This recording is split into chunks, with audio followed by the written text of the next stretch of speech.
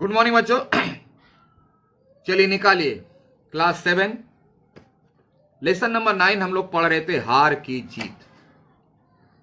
ठीक है, जिसमें पेज नंबर 63 तक हम लोग 63 के वहां तक पढ़े थे कि जब बाबा भारती और खड़क सिंह में बातचीत चल रही है,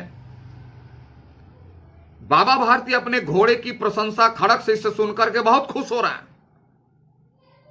जैसे आप लोग खुश हो तो जानते हो ये कलम जापान की है, लेकिन बाबा भारती को मालूम नहीं कि खड़क सिंह आखिर आया क्यों है। और खड़क सिंह मन ही मन सोच लिया है कि जहां उसको घोड़ा अच्छा लगा ले लेगा वो। बाबा भारती और खड़क सिंह अस्तबल में पहुंचे। अस्तबल उससे कहते जहां घोड़े को रखा जाता है। बाबा ने घोड़ा दिखाया घमंड से, मतलब प्राउड से, देखो मेरे पास ये घोड़ा है, यही वो घोड़ा है, ऐसा घोड़ा इलाके में नहीं है, मेरे पास है, मेरा सुल्तान है।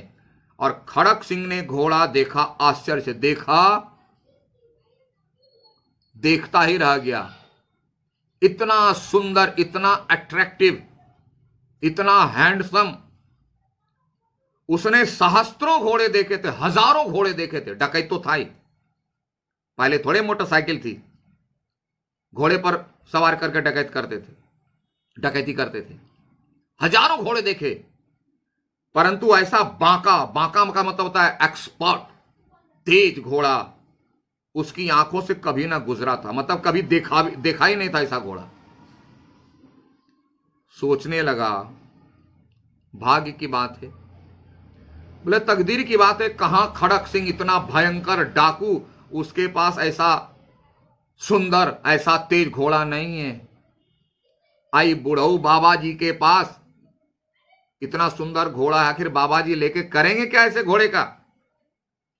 अरे मेरे पास होता तो डकैती करने में बड़ा मजा आता, तुरंत भाग जाते और थोड़ा स्मार्ट डकैत भी बनते। ये बाबा लेकर के क्या करेंगे, मन में सोच रहा है। ऐसा घोड़ा खड़क सिंह के पास होना चाहिए था, मन ही मन सोच रहा है। इस साधु को ऐसी चीजों से क्या काम, बोले तो साधु है, बाबा है, पुजारी है, पूजा पाठ करते हैं, इतना सुंदर, इतना एक्सपर्ट घोड़ा लेके क्या करेंगे। अरे ये तो भयंकर डाकू खड़क सिंह के पास होना चाहिए, मन सोच रहा है। कुछ देर तक आश्चर्य से चुपचाप खड़ा रहा, मतलब मन मन सोच रहा है। इसके पश्चात उसके हृदय में हलचल मची, मैंने बेचैनी होने लगी। बोला ना, ये घोड़ा तो मेरे पास होना चाहिए। बालकों की तरह अधीरता से बोला। अधीरता मतलब जैसे बच्चे लोग कुछ लेने के लिए बेचैन हो जाते, जल्दी दीजिए ना, जल्दी दीजिए ना, दीजिए ना, अभी दीजिए ना। उसके मन में, खड़क सिंह के मन में ऐसी बोलना कि उसके मन में होना कि कब घोड़ा ले ले, बोला। परंतु बाबा जी इसकी चाल ना देखी तो क्या देखा। बोला देखने में तो ठीक है, देखे, आप बोल रहे थे इसकी चाल भी बहुत निराली है, मतवाली है, तो चाल भी थोड़ा दिखाइए। बोला हाँ, बाबा जी भी मनुष्य थे, यानी वो भी तो थे इंसान। अपने घोड़े की प्रशंसा सुन करके फूल गए। बोले वाह, देखा, बोला था ना मैंने कि तुम देखोगे तो लट्टू हो जाओगे। अपनी वस्तु की प्रशंसा दूसरे के मुख से सुनने के लिए उनका हृदय अधीर हो गया, बेचैन हो गया कि और कुछ बोले सुल्तान के बारे में। घोड़े को खोलकर बाहर गए। वायु वेग से उड़ने लगा। वायु मतलब हवा, वेग मतलब हवा की गति से तेज दौड़ा घोड़ा। एक बार इशारा मारा, उड़ा। उसकी चाल देखकर खड़क सिंह के हृदय पर सांप लौट गया, मतलब बड़ा कष्ट हुआ। क्या, अरे डकैती करके तेजी से भागने के लिए तो यही घोड़ा अच्छा है, पुलिस भी नहीं पकड़ पाएगी। काश ये घोड़ा मेरे पास होता। अब उसके दिल में और हो गया, अब तो घोड़ा और छोड़ेंगे नहीं। वह डाकू था और जो वस्तु उसे पसंद आ जाए उस पर वह अपना अधिकार समझता था। तो डकैत था ही, बुरा व्यक्ति था, जो चाहता था, जिसके घर में जब चाहता था डकैती कर लेता था। घोड़ा पसंद आ गया, और उसका स्वभाव था कि जो पसंद आ गया वह किसी को देता नहीं था, वह ले लेता था। उसके पास बाहुबल था, ताकत थी, और आदमी भी थे, ग्रुप भी था, वो अकेले थोड़ी था, उन लोगों का ग्रुप होता, ये तो उसका सरदार था। जाते जाते बोला बोला बाबा जी टाटा, बहुत अच्छा लगा, लेकिन एक बात सुनिए बाबा जी, मैं यह घोड़ा आपके पास ना रहने दूंगा। बोला आप घोड़ा गया, अब घोड़ा मेरे पास रहेगा। इतना सुंदर घोड़ा आप लेके क्या कीजिएगा? तुम्हारे मन में सवाल हो सकता है कि उसी समय छीन के क्यों नहीं ले गया? नहीं नहीं, खड़क सिंह बुरा था, डकैत था, लेकिन इतना बुरा नहीं था कि एक पुजारी का अपमान करके तुरंत छीन करके ले जाता। उनके प्रति भी थोड़ी श्रद्धा थी, इसलिए सोचा कि थोड़ा ऐसी हम योजना बनाएं कि आराम से ले, छीना झपटी ना हो, धक्कम धुक्की ना हो। कहीं धक्कम धुक्की में अगर बाबा गिर गए तो गए काम से, इसलिए वो प्लान सोचने लगा। लेकिन मन में निश्चय कर लिया कि यह घोड़ा तो लेकर आऊंगा, इसमें कोई दो राय नहीं। अब यह बात जो सुना था बाबा भारती डर गए, बोले अल्लाह ये क्या दिखाएं, क्या हो गया? अब उन्हें रात को नींद ना आती, सारी रात अस्तबल की रखवाली में कटने लगी। रात रात भर जो है पहरादारी करते थे, प्रति क्षण यानी हर सेकंड खड़क सिंह का भय लगा रहा था कि कब वो आ जाएगा, लेके भाग जाएगा, मालूम नहीं। इसलिए रात रात में नींद नहीं आती थी, रात रात भर अस्तबल में ही सोते थे।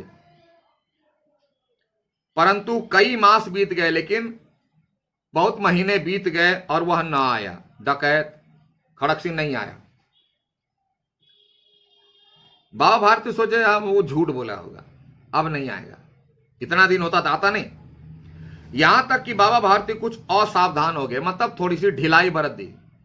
अब जो है निश्चिंत हो गया कि बोले इतने महीने बीत गए, अभी तो आया नहीं, अगर आने वाला होता तो पहले नहीं आता, अब नहीं आएगा, ऐसा सोचने।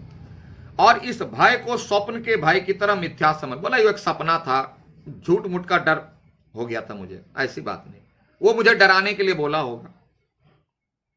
मिथ्या मतलब झूठ समझने लगे। एक दिन की घटना है, संध्या का समय था, शाम का टाइम था।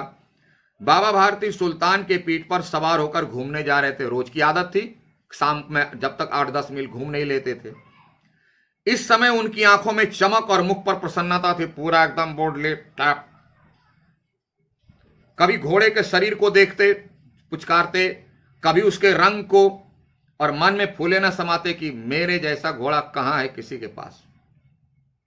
ब्रॉड फील करके शाम इवनिंग वॉक में निकले थे घोड़े पर। सहसा एक ओर से आवाज आई, अरे बाबा इस कंगले की सुनती जाना। बोला बाबा जरा मेरी ओर ध्यान दो। एक भिखारी था, अपाहिज, अपाहिज का मतलब हैंडीकैप। आवाज में करुणा थी, मतलब उसकी आवाज को सुनकर के किसी को भी दया आ जाती थी, ऐसे बोल रहा था। बाबा ने घोड़े को रोक लिया, उतर कर देखा एक अपाहिज यानी एक हैंडीकैप जो पैर से नहीं चल सकता, उसका पैर नाकाम था, वृक्ष की छाया में पड़ा करार दर्द से इस तरह बोलने को बोलते हैं कराहना। बोले क्यों, तुम्हें क्या कष्ट है? बोले क्या हुआ, क्या तकलीफ है तुमको? अपाहिज ने हाथ जोड़कर बोला, बाबा मैं दुखिया हूं, मुझ पर दया करो। रामावाला यहां से 3 मील है, रामावाला एक गांव का नाम है। बोला यहां से 3 मील दूरी पर है, मुझे वहां जाना है, अपने घोड़े पर चढ़ा लो ना, परमात्मा भला करेगा। मेरे पैर काम नहीं करते, मैं चल नहीं सकता, अब मुझे रामावाला के यहां जाना है, अपने घोड़े पर चढ़ा करके थोड़ा ले जाते तो बड़ा एहसान होता आपका। तो बाबा भारती बूढ़े थे, पुजारी थे, दयालु तो थे। पूछे वहां तुम्हारा कौन है? बोले रामावाला किसके पास जाओगे, कौन है वहां तुम्हारा? बोला दुर्गा दत्त वैद्य का नाम आपने सुना होगा। वैद्य मतलब जो नेचुरल मेथड से जो ट्रीटमेंट करते हैं आयुर्वेदिक, उनको बोलते हैं वैद्य। बोला दुर्गा दत्त वैद्य का नाम सुना होगा, मैं उनका सौतेला भाई हूं, अपना भाई नहीं, दूसरी मां का बेटा हूं। बाबा भारती ने घोड़े से उतर कर अपाहिज को घोड़े पर सवार किया। घोड़े से उतरा और उसको घोड़े पर बिठाया और स्वयं उसकी लगाम पकड़कर धीरे धीरे चलने लगा। बोला घोड़ा को तो संभाल रहा है, अब ये बैठा इसके ऊपर बैठेंगे तो चलाने में दिक्कत होगी, घुड़सवारी करने में, तो अपने नीचे नीचे पैदल चलने लगा। हुआ क्या, सहसा उन्हें एक झटका सा लगा, खींचा लगाम, जो बाबा भारती घोड़े का लगाम पकड़े था, खींचा और लगाम हाथ से छूट गई, जोर से खींचा, छूट गई। उनके आश्चर्य का ठिकाना न रहा। बाबा भारती देखता क्या है कि जब उन्होंने देखा कि अपाहिज घोड़े की पीठ पर तन कर बैठा है, अपाहिज वह नहीं था और घोड़े को दौड़ाए लिए जा रहा था, एकदम खींचा झटक करके और घोड़ा लेकर के भागा। उनके मुख से भय, विस्मय और निराशा से मिली हुई चीख निकली। वह अपाहिज डाकू खड़क सिंह था। वह चिल्लाया, एक बार चिल्लाया बाबा भारती, और जब खड़क सिंह मुड़ के देखा तो बाबा भारती पहचान गए, ये तो खड़क सिंह है, या कोई अपाहिज नहीं था, अपाहिज का ढोंग किए हुए था यह।